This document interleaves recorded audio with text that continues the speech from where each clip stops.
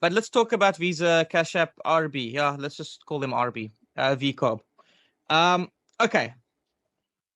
This one's a little bit of a difficult conversation here now. Of course it is. Of course it is.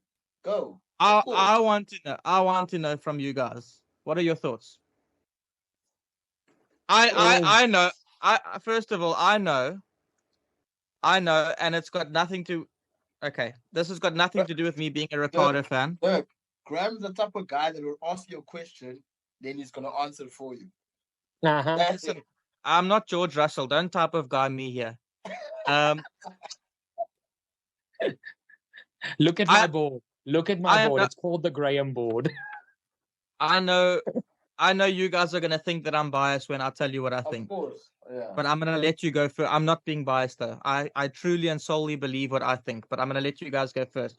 Please tell me what are your guys' thoughts on the situation there? BT, go first. No, I'm curious Graham, to hear. No. Graham must tell us what he's thinking. Must tell us before we speak. Okay. Let's meet in the middle. I'll go first, and then Graham, you go second. Yeah, thank you. Okay. So honestly, Graham, I'll keep an open mind when you make your statement. For me personally, Yuki proved the whole race, in my opinion, that he was just that slight bit quicker than Ricciardo. He had the edge on Ricciardo. They were close, but he had the edge. And the only reason Daniel caught him at the end was because he was on two compound softer tires. That's my personal opinion.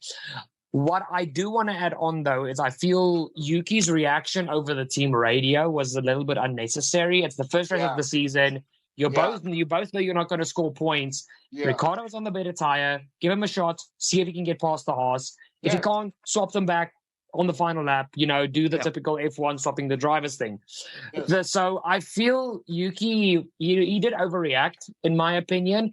But also in that heated situation, I don't blame him too much because he was the driver who had the edge in that team.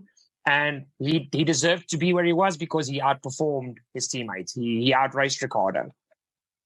Let's also not forget he dive bombed Ricciardo right at the end, which was very unnecessary. Very, very. I mean, that could have caused damage. Let's be honest. That's, But anyways, okay. So look, I agree with you. To be honest, that's sort of where I was going as well. I do think that Tsunoda overreacted. I do think he had a good race. I do think he had a better race. But we have to also remember this is why Daniel Ricciardo is there. Besides the marketing side of it, we know that that's the biggest reason. But one of the other main reasons why Ricciardo is there is because of this exact reason: experience. Yes. Because when it came to the strategy play, it was him that had that soft at the end. Yeah. It was him that was able to utilize the soft and he is better on tires. So when he was able to put on those softs at the end, he was able to be faster for that very reason. If they were fighting, Daniel was catching him. If it weren't for Magnussen, Daniel was going to be able to pass him. Even if it was a fair fight. If they were fighting for a win,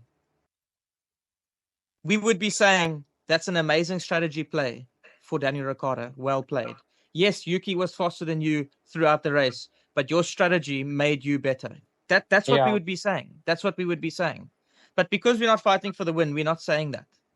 I also think as well that the team made the right decision. Let the driver with the quicker tires go through. Maximize your position.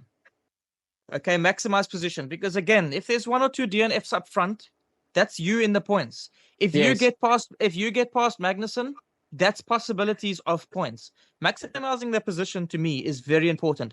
Just because you're not in the points doesn't mean that you shouldn't be swapping. It's all about maximizing the position in case of something that happens up the front. And if something happens up front, you possibly in the points. So I'm all for what happened. I really do think that Yuki needs to mature a bit because I do think that Yuki should have. Remember, Yuki also took a lap too long to let him through.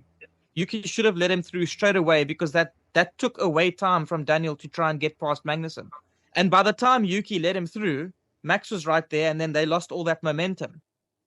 Had Yuki let him through when he was supposed to have let him through, Daniel might have had a better chance of getting past Magnussen.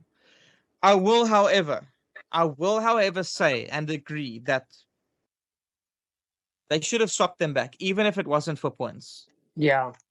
Because I think just that mindset of Yuki being, okay, I'm one up on my teammate. I feel like if they swapped the drivers and the driver wasn't able to go past, swap them back. Yes, Ricciardo was on the faster tire, and if it weren't for Magnussen holding them, he probably could have passed or would have passed Yuki anyways. But the fact is, it was a driver swap. He wasn't able to get past Magnussen. Swap them back.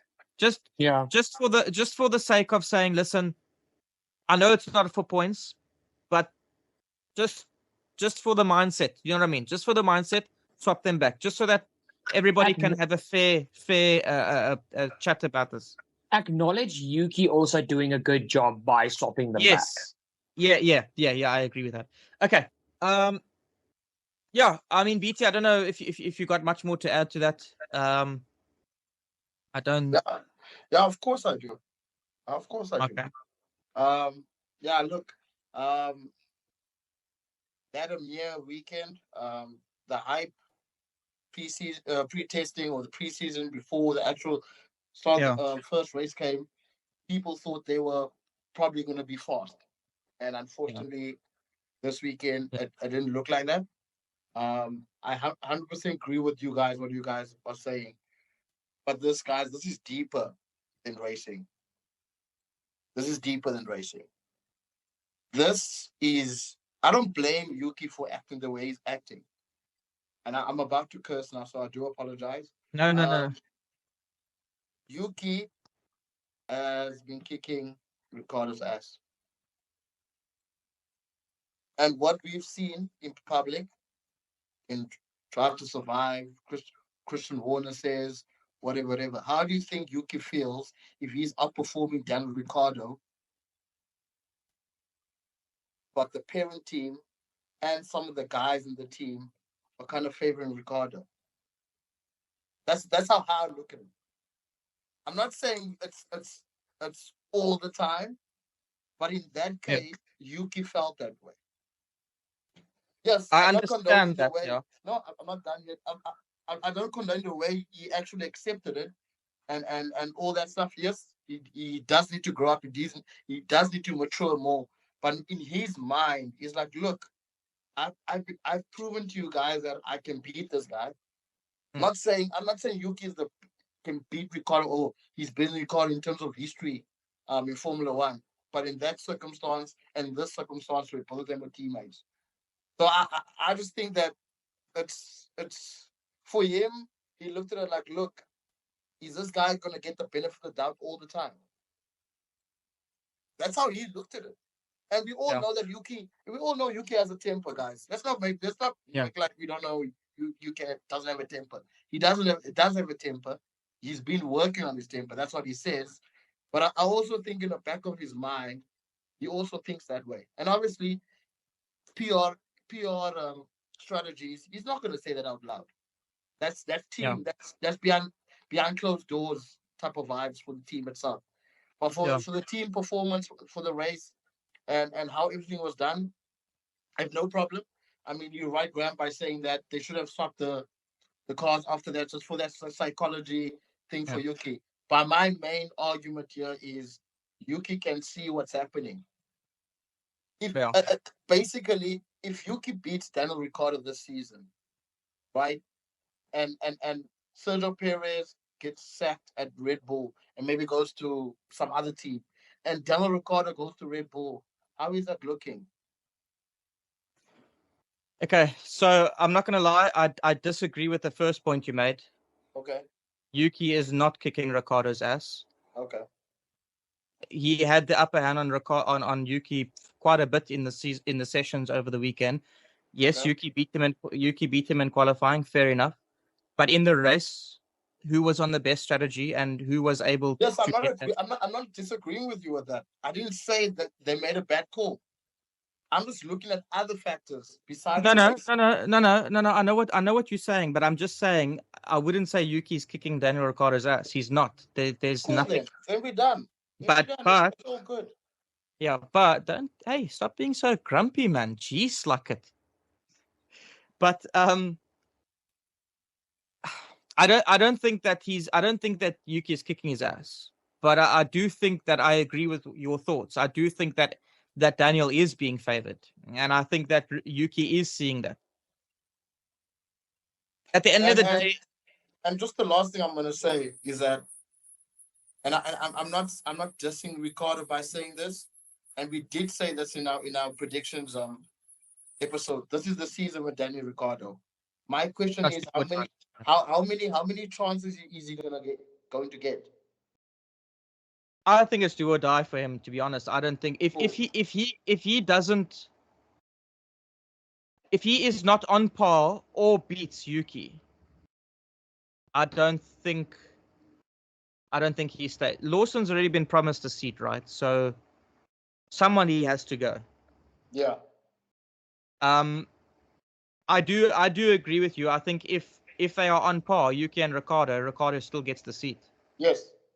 But then it also goes down to the fact that Ricciardo is also a lot. Ricciardo is a known. I don't know how to explain. That car suits his driving style. It always has. It always will. That's how they make the car. And we saw that yesterday when he did it. We saw that last year when he did his run in that test. His first go in that car, and he put it on the front row. Basically, the car does suit him. That is a known fact. Nobody knows if it would work with Yuki, because remember, they've been through 3 different new drivers and it didn't work. The last time they had 2 drivers that could work in that car was Ricciardo and Max, and that car has not really changed since. If you think about the way that the car is, the way that it's stayed the same. The second drivers keep on getting absolutely smacked by Max. But Max is also improved, so he might just smack Ricciardo too. Anyways, let's move on. I think to close off on RB, not where I expected them to be, not where anybody expected them to be, but they are where they are, and let's hope it gets better for them.